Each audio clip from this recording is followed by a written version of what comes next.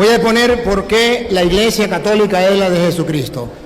Ustedes van a ver Números 27, 15 en adelante. Ustedes van a ver que desde el Antiguo Testamento Dios se preocupa por su pueblo y no quiere que su pueblo esté solo. Quiere que haya una persona, un hombre de carne y hueso que coordine, que dirija, aunque sea humano, aunque sea pecador, coordine y guíe a su pueblo. Escúchelo. 27, 15. Moisés, pues, dijo a Yahvé, que Yahvé, Dios de los espíritus de todos los mortales, designe un hombre para estar al frente de esta comunidad. Dios no quiere que su comunidad, que su pueblo esté sin que alguien lo dirija, y va a escoger a un hombre. Lo hizo en el Antiguo Testamento. Siga.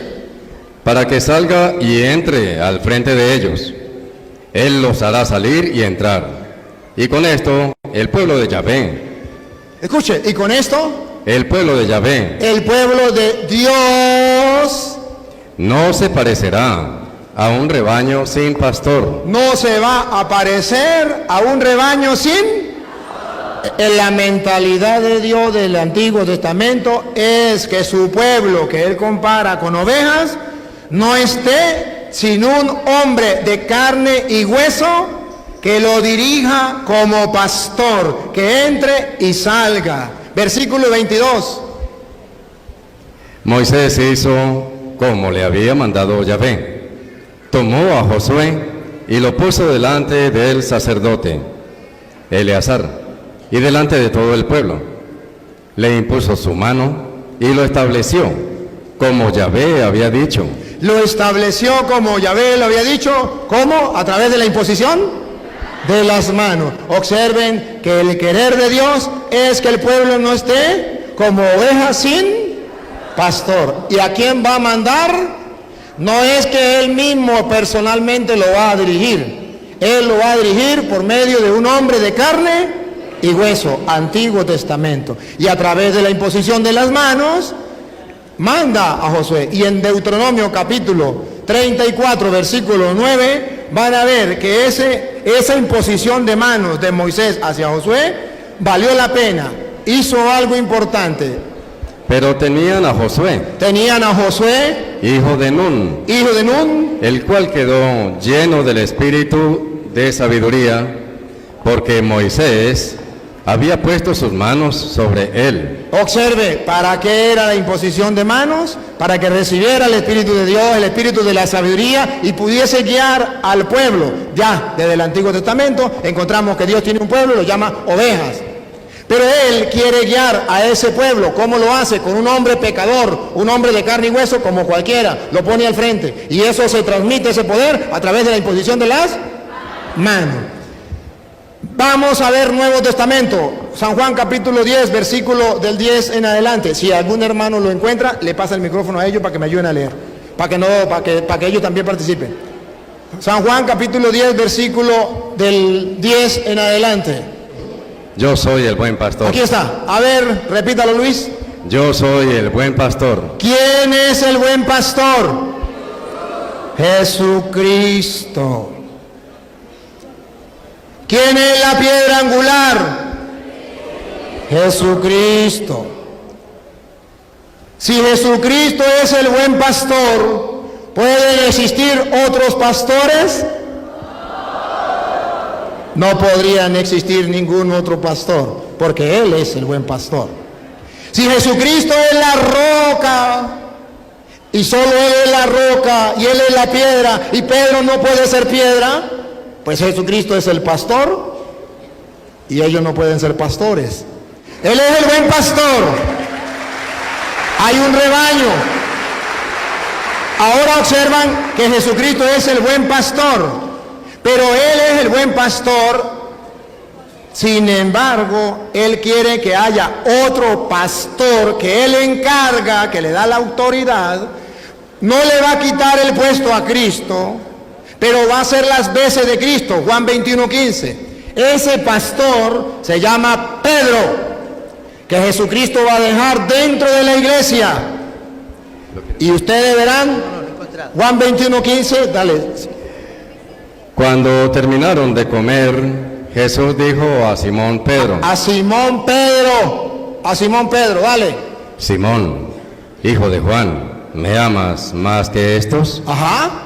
Contestó, sí, Señor, tú sabes que te quiero. Y pongan la lupa. Jesús le dijo, apacienta mis corderos. Está dando la autoridad de ser pastor. Cristo es el buen pastor. ¿Pedro es pastor o no es pastor? Sí. ¿Quién lo nombró? Cristo. ¿Le está quitando el puesto a Cristo? No. En el rebaño de Cristo, en la iglesia de Jesucristo, hay un pastor de carne y hueso. No le quita el puesto a Cristo. Él le da ese poder, esa autoridad, lo reemplaza. Cuando Mateo 16:18, que funda la iglesia, ¿quién es la piedra angular? Cristo. Y si Cristo le dice a Pedro, tú eres Pedro, lo está nombrando piedra. Tú eres Pedro, y sobre esta piedra, ¿cómo sabemos que sí Pedro es piedra?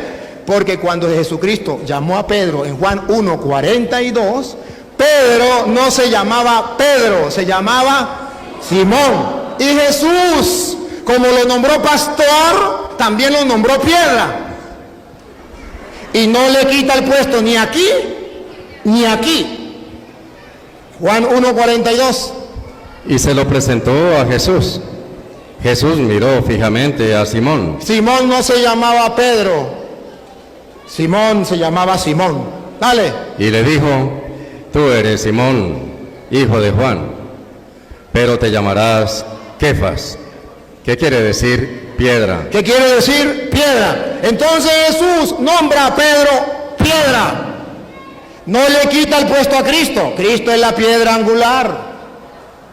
Pero Pedro es la piedra humana, visible, de carne y hueso, que va la gente a observar. Cristo es el buen pastor, pero Pedro es el pastor de carne y hueso, humano, pecador, que la gente va a ver, que va a guiar, que va a dirigir la iglesia de Jesucristo. Entonces, hay un jefe, hay un pastor dentro de la iglesia, hay un hombre a quien Cristo le dio la autoridad. Y si ustedes observan en Mateo 16:18, cuando Jesús le dice a Pedro, tú eres Pedro, ¿y cómo sabemos que Jesús no le dijo, tú eres Pedro, y mire bien, sobre esta piedra voy a fundar la iglesia? Porque cuando le dice, tú eres Pedro, lo tiene listo, ¿verdad? Jesucristo va a dar 4 maneras de decirle a Pedro que tiene autoridad. Una, dale. Y ahora yo te digo, tú eres Pedro, o sea, piedra, y sobre esta piedra edificaré mi iglesia. Vamos a ver si le está dando autoridad a Pedro sobre la iglesia o no.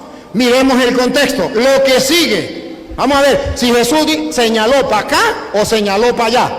Vamos a ver. Los poderes de la muerte jamás la podrán vencer. La lupa, pongan la lupa para ver para dónde va la mano, si para allá o para acá. Yo te daré. ¿Para dónde está señalando? Te daré. No dice me daré. Te daré.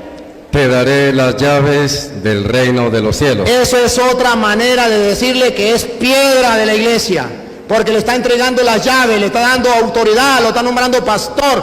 No dijo, yo me daré las llaves a mí, porque aquí el único que manda soy yo, y yo no tengo representante, yo no tengo pastor dentro de la iglesia, nadie tiene autoridad en mi iglesia sino solo yo. No, le dijo, a ti.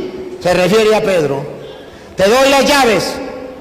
Otra manera de darle autoridad. Van 2. Otra. Lo que ates en la tierra. Lo que ates. No dijo lo que yo ate. Lo que tú ates. Hablando con el tú, no con el yo. Lo que tú ates, autoridad. Atar es autoridad. Le está dando, le trae. La autoridad que yo tengo, Pedro, te la doy a ti. No dice, me la quedo yo, te la doy a ti. Lo que ates quedará atado. Otra. Lo que ates en la tierra quedará atado en el cielo, y lo que desates en la tierra quedará desatado en el cielo. Si analizamos el contexto, podemos descubrir, se le respeta la opinión, pero podemos descubrir que según la Biblia, sí, Jesucristo le dio autoridad a Pedro y lo puso con una autoridad grande, que lo que ate quedará atado, lo que desate quedará desatado, y tiene la llave del reino de los cielos. A eso nosotros lo llamamos pastor de la iglesia, jefe de la iglesia, porque le dijo: apacienta mis. Y el pueblo de Dios no puede andar como ovejas sin. Por eso en Hechos de los Apóstoles, capítulo 20, versículo 28, ya están los cristianos activos, y van a encontrar una iglesia, no 2, ni 3, ni 4, una, la que Cristo fundó. Hechos 20, 28. Una iglesia la van a encontrar ustedes con un guía, con un pastor, pero con una misión. Paren la oreja, con una misión, pongan cuidado. Cuiden de sí mismos y de todo el rebaño, en el que el Espíritu Santo les ha puesto como obispos, o sea, supervisores. Hay un rebaño, el Espíritu Santo puso supervisores, puso obispos. Pastoreen la iglesia del Señor. Aquí, el Señor, ¿cuántas iglesias tiene? Pastoree la iglesia del Señor. Entonces hay una iglesia, hay un pastor que es Pedro, y hay otros pastores que le ayudan a Pedro. Van a pastorear la iglesia del Señor. Entonces el Señor sí tiene una iglesia. Entonces sí dejó un pastor, que nadie me puede decir que ese pastor era adventista, o era evangélico, o era nada. Es Pedro, el jefe de la iglesia, y le voy a mostrar por qué de la iglesia católica. Le voy a mostrar. Entonces observen ustedes que aquí deja un pastor. ¿Para qué? ¿Cuál es la tarea? Pongan cuidado. ¿Para qué la va a pastorear? La que él adquirió con su propia sangre. Él la adquirió con su propia sangre, significa que esa iglesia es importante. Vale oro. Dale. Sé, aquí está. Sé que después de mi partida, de que yo me vaya, se introducirán entre ustedes, se van a introducir entre ustedes, lobos voraces, siga, que no perdonarán al rebaño. ¿Para qué Cristo dejó pastor? Para que los lobos no dañen las ovejas. Van a llegar lobos que van a destruir la oveja. ¿Y quiénes serán esos lobos? Vamos a ver si vienen del monte, si son animales. Dale. De entre ustedes mismos surgirán hombres que enseñarán doctrinas falsas. Los lobos son hombres. Como los pastores son hombres, los lobos también son hombres. ¿Cómo sabemos que son lobos? Porque enseñan doctrinas falsas. De modo que no cualquier iglesia es la de Cristo. ¿Por qué? Porque una iglesia viene enseñando una cosa, otra viene enseñando otra. La que enseñe doctrina falsa, esos representantes o esos miembros son lobos, porque van a enseñar doctrinas falsa, y para eso son los pastores dentro de la iglesia. Y Cristo dejó a Pedro. ¿Y cómo sabemos que ese Pedro es de la iglesia católica? Que es la iglesia católica, eso, porque en Lucas capítulo 22 versículo 31, San Lucas 22, 31, lo que ustedes y yo enseñamos sobre el Papa está en la Biblia. Y lo verán distinto a lo que los hermanos separados, con el respeto que ellos merecen, enseñan. Lucas 22, 31. Simón, mira que Satanás ha pedido permiso para sacudirlos a ustedes. Ahí están todos los discípulos con Cristo, todos los apóstoles. Satanás, el que él decía que está acabando la iglesia y ataca a la iglesia, pidió permiso para atacar a la iglesia, para destruir a la iglesia. Dice, Satanás pidió permiso para sacudirlos a ustedes, para atacarlos a ustedes, a todos. Ahí estaban todos los apóstoles. Y observen que es la iglesia católica, porque en la iglesia católica está el único representante que dejó Cristo, que gobierna toda la iglesia, porque es el pastor, la piedra que Cristo dejó para que la viéramos, visible, pecador, pero visible. Y escuche.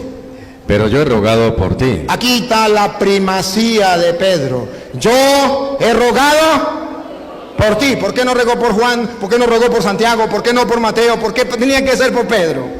Padre, perdón. Porque era el Papa, el pastor, el jefe, llámelo como usted quiera. Pero ahí le está nombrando y le dice, yo he rogado por ti. ¿Es un pecador? Sí, es un pecador. Pero Jesús rogó por él. Y pregunto, ¿será que esa oración de Jesús tiene valor o no tiene valor? Yo no puedo decir que esa oración no sirvió para nada. Porque si Jesús rogó por Pedro, esa oración vale y los católicos lo creemos. Y eso llamamos infalibilidad. ¿Qué significa infalibilidad? Que Jesucristo oró por él y nosotros creemos que esa oración es válida y no puede fallar porque es Dios. Yo he rogado por ti. Repito, Padre. Satanás ha pedido permiso para sacudirlos a ustedes como el trigo que se limpia.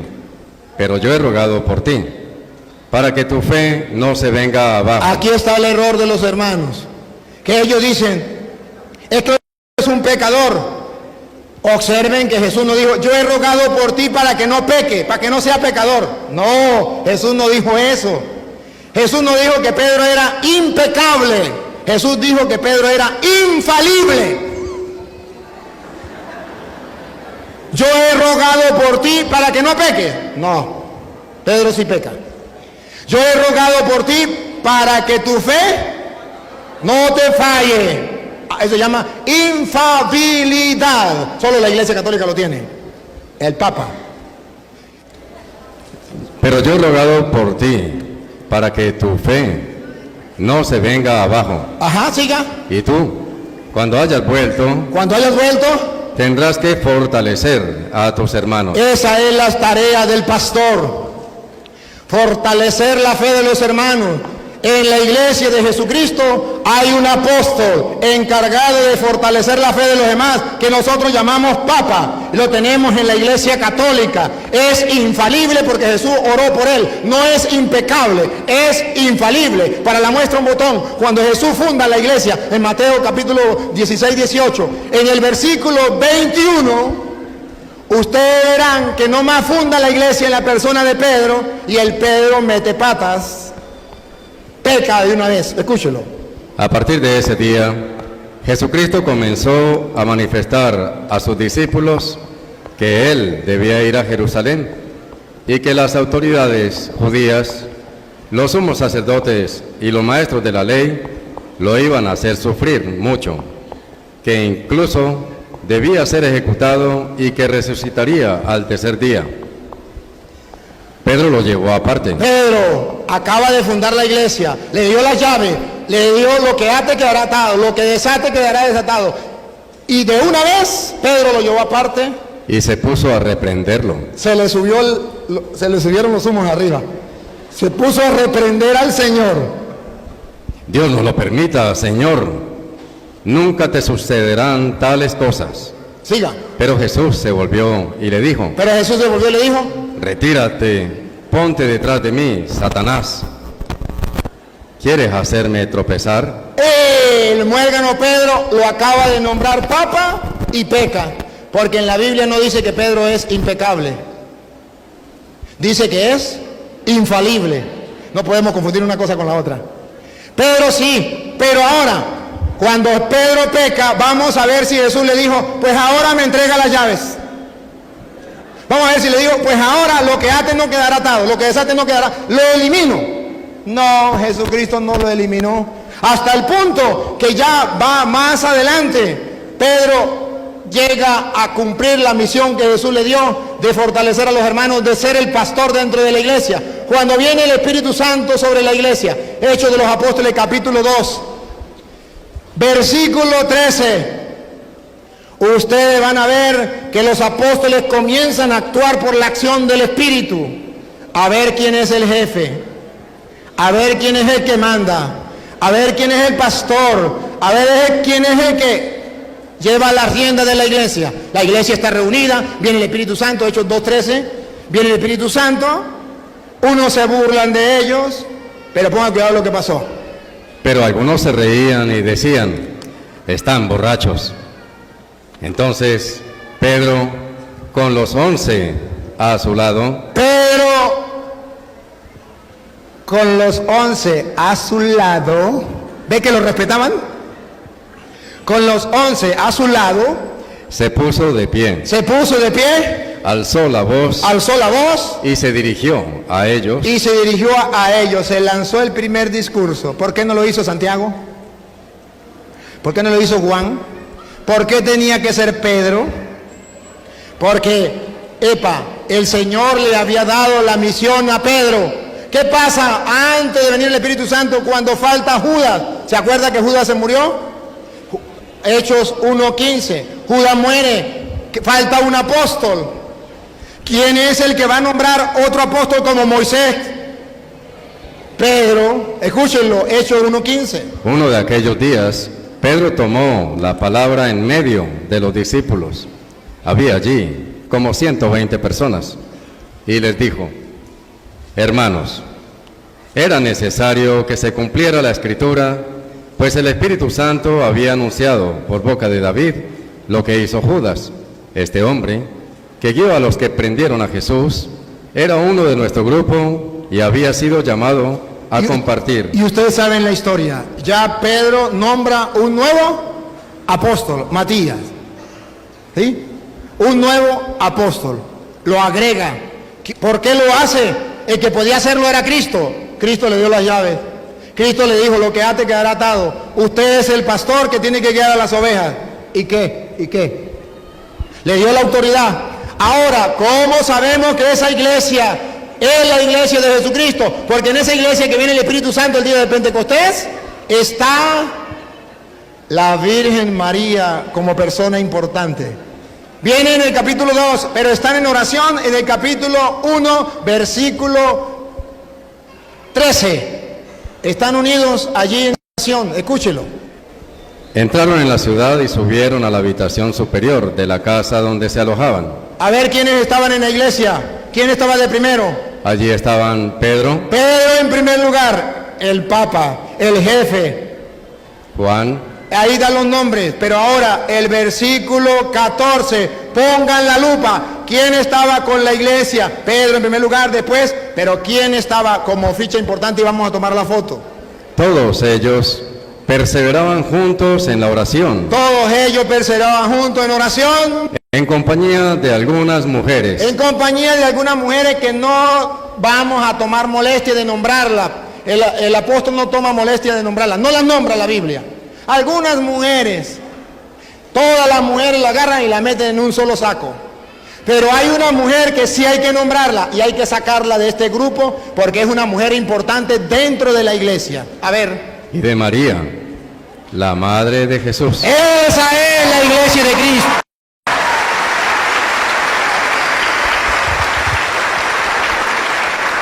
Dentro de la iglesia de Jesucristo, donde Pedro está en primer lugar, ahí está María, muy diferente a las demás mujeres. La sacaron del saco de las mujeres y ella es tan importante que dice, María, la madre del Señor. Entonces, la única iglesia que mantiene a María tan importante dentro de la iglesia, como la madre del Señor, la iglesia católica. Ahora bien, me quedan 15 minutos. ¿Cómo sé yo más que la iglesia católica es la de Jesucristo? Con Biblia en mano. Hechos de los Apóstoles, capítulo 8, versículo 18.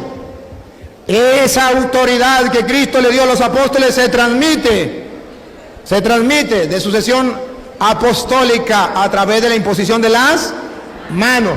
Observen, en la iglesia de Jesucristo nadie se nombra pastor por su propia cuenta. Tienen que nombrarlo a alguien. Tienen que imponerle las manos a alguien. Y ese que impone las manos no puede ser Pánfilo ni Petronilo. Vamos a ver quién es el que tiene que imponer las manos para que reciba la sucesión apostólica.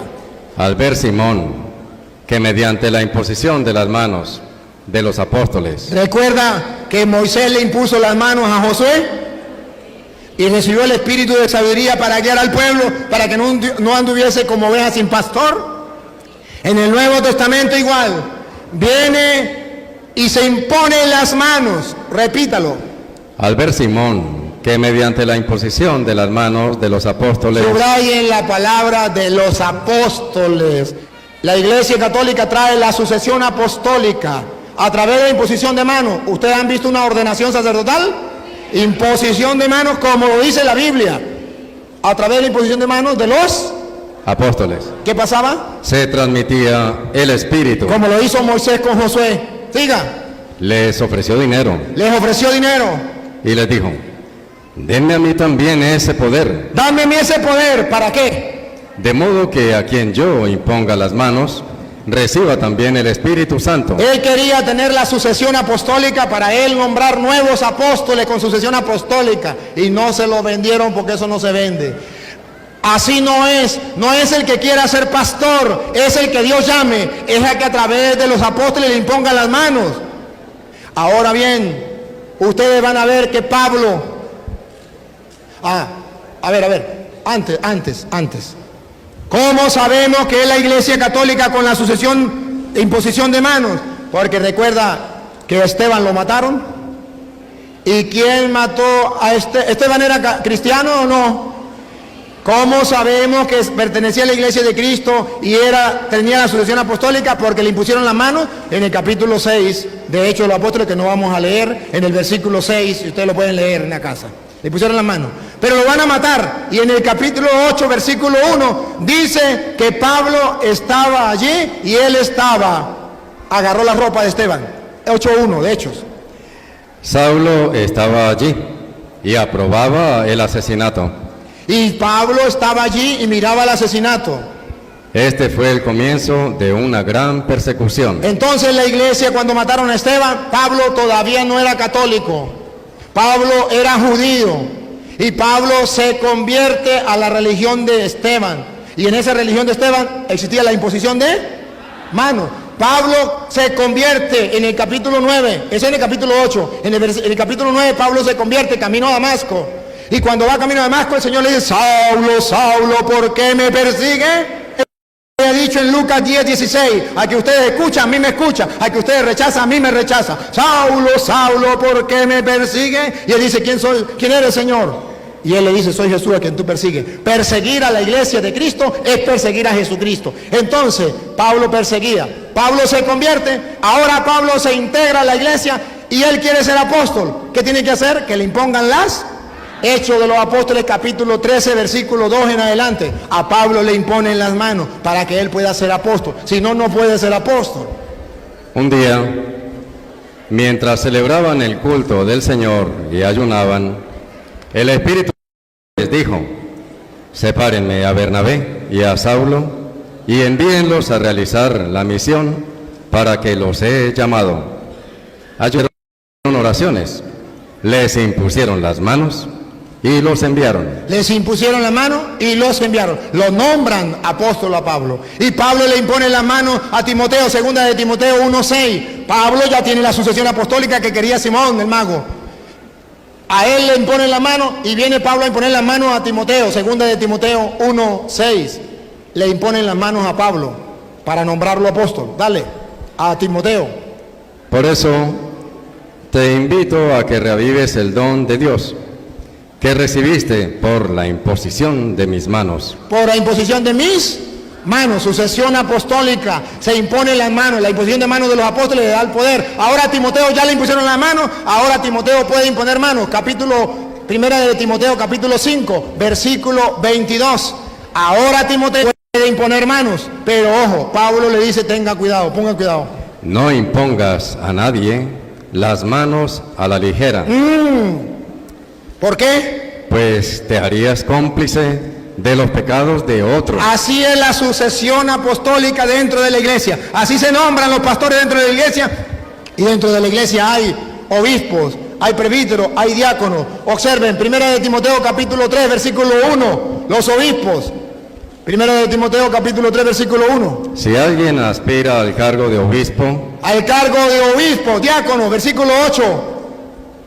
Los diáconos también han de ser respetables. Entonces observen ustedes que también existe no solamente el Papa como jefe, existen los obispos, existen los diáconos, existen los presbíteros. Primera de Timoteo capítulo 5. Si Jesucristo fundó la iglesia hace 2000 años, y todo aquel que está en contra de la iglesia de Jesucristo, está en contra de Jesucristo. Dijo Pablo en Primera de Corintios capítulo 15 versículo 8. Él perseguía a la iglesia de Jesucristo sin darse cuenta. Y eso es un pecado. Porque el estar en contra de la iglesia de Jesucristo es un pecado. Él persiguió a la iglesia de Dios. El hermano decía, la iglesia de nosotros es la iglesia de Cristo porque es la que guarda los mandamientos. Vamos a ver cuando Jesucristo manda a los apóstoles, a ver si le dice que tiene que guardar los antiguos mandamientos. Mateo capítulo 28 versículo 19. A ver si es verdad que Jesucristo le dijo, ustedes lo van a reconocer porque ustedes van a guardar los 10 mandamientos. Vamos a ver qué dice Jesucristo. Vayan pues y hagan que todos los pueblos sean mis discípulos. Siga. Bautícenlos en el nombre del Padre, y del Hijo, y del Espíritu Santo. Pongan la lupa para que vean cuál es la iglesia de Jesucristo. Y enséñenles a cumplir todo lo que yo les he encomendado a ustedes. Eso sí lo dice la Biblia. En ningún lado dice Jesucristo y tienen que cumplir los 10 mandamientos. Eso no lo dice Jesucristo. Mandó a cumplir lo que Él había mandado. Y si ustedes quieren ver algo mejor, Romanos capítulo 13 versículo 8, para que ustedes vean que Jesucristo, según los apóstoles, Romanos capítulo 13 versículo 8, esos mandamientos de la antigua alianza, ya ustedes van a ver que en el Nuevo Testamento, ¿qué pasa? Dale. No tengan deuda alguna con nadie. Otra vez, Luis. No tengan deuda alguna con nadie. No tengan deuda alguna con nadie. Fuera del amor mutuo.